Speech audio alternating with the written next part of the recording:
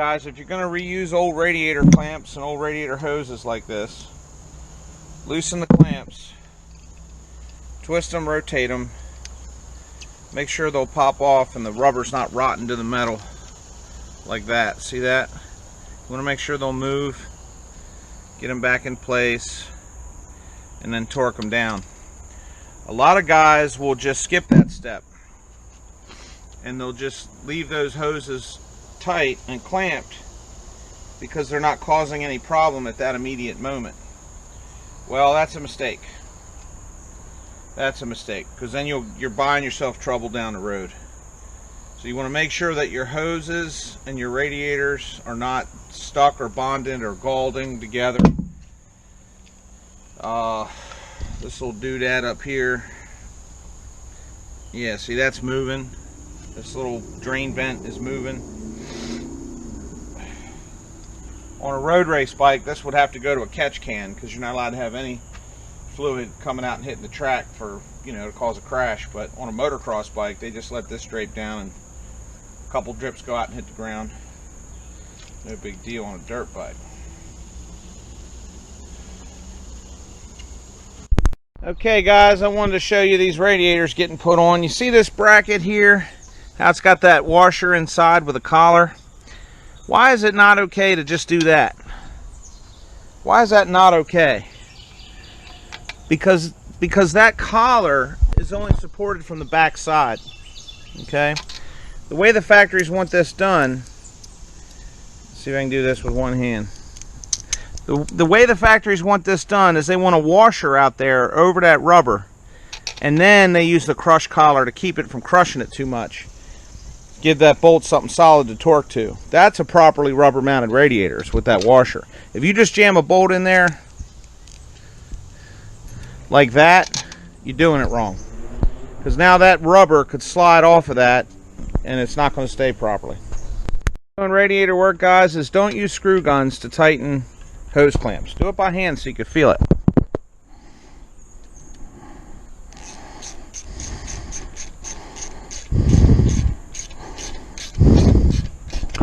You don't have to kill them. You don't have to murder them. You're not even really, a hose clamp really doesn't even seal, contrary to popular belief. A proper hose construction on a good quality hose with a good nipple should seal by itself. The hose just keeps it from building pressure and sliding off, because, you know, once you build positive pressure in there, all those hoses would want to pop off because they're trying to relieve pressure.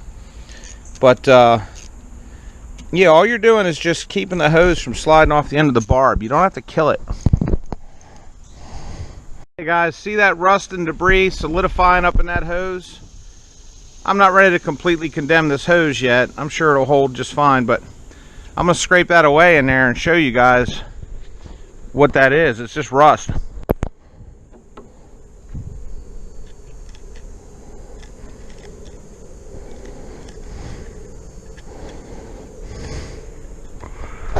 See that? And if that starts floating around in your coolant system, it can damage your impellers. It's just not good.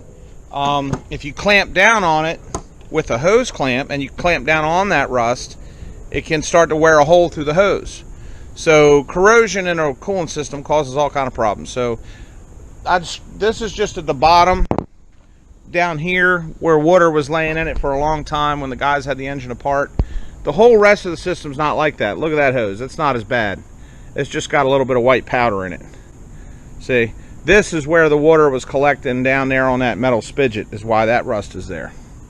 So I'm just going to clean that one localized area and call it a local problem and clean it up and fix it and run with it. But if that kind of stuff had happened all over the coolant system, I'd buy radiators, hoses, all of it.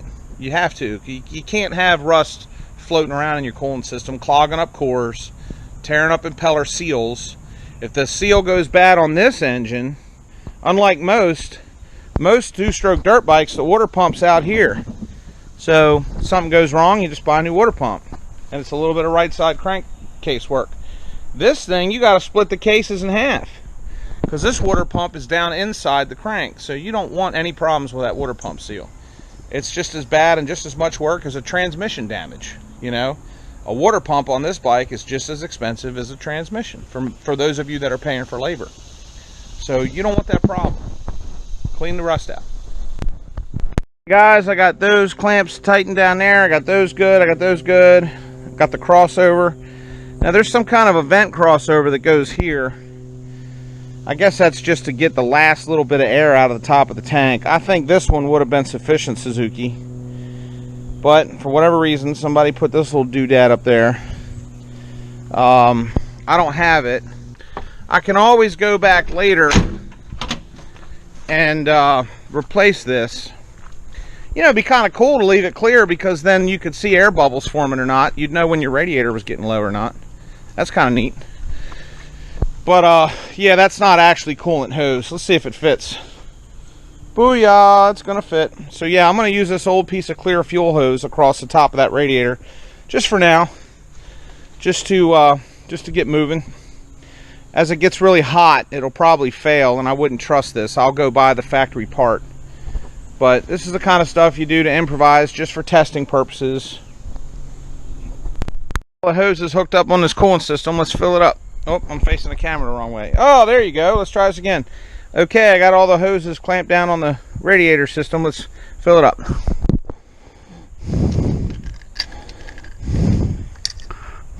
Okay, this is just tap water for flushing, guys.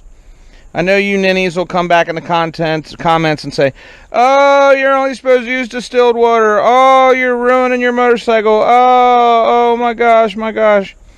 Well, listen here, ninnies. There's nothing in this tap water that's any worse than the rust particles floating around in this cooling system. The whole purpose of flushing a cooling system, whether you're doing it for maintenance or whether you're doing it like I am after a build, is you're getting all the contaminants and all the particles out of the system. Okay? So I don't want to hear crying about distilled water. Yeah, when we get it flushed and we get it clean and I run it and flush it a couple times, then I will put a 50-50 mix of Prestone in there. So I'll go to that, and those anti-corrosion inhibitors in the Prestone will do all the job I need it to do to protect my coolant system. But for right now, I gotta flush it. For right now, I want to clean it up. I want to run the engine, get it hot. All the sand blasting stuff that got down in those water jackets will break loose and float in that water. I want to get all that out. So I'll do probably 3 good flushes where I fill it up, run the bike, get it good and hot, and then drain it. I'll probably do that 3 times, and then I'll put the Prestone in. Okay?